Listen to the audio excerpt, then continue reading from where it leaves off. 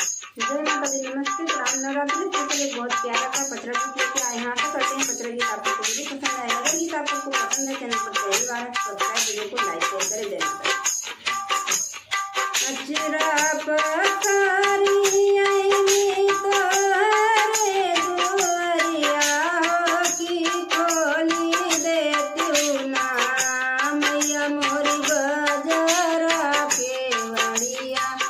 हो की खोली देती ना मैया मोरी बजरा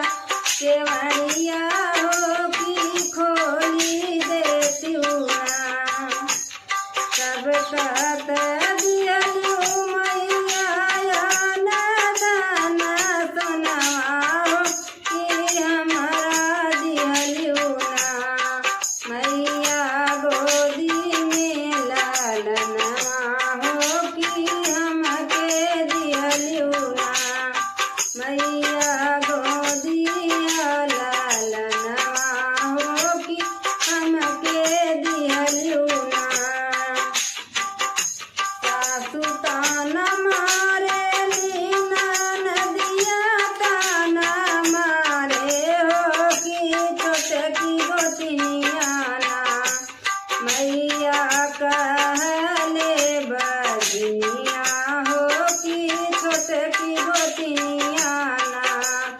मैया कहले बजनिया हो कि छोटकी गोतनिया ना के चढ़ाई मैया लाल रंग चुनरिया संगे जोड़ा मैया ना हम चढ़ऊ नारियरवा हो कि जोड़ा मैया ना अड़हुल के हार संगे जोड़ा नारियरवा हो अपनवा मैया ना तोहके देबै बाई भाई हो अपनवा मैया ना तोहरे अपनवा मैया अड़हुल से सजौबै हो कि भोगवा लगैबे ना मैया मोरी हलुआ तोहारी हो कि भोगवा लगौबै ना मैया मोरी हलुआ तोहारी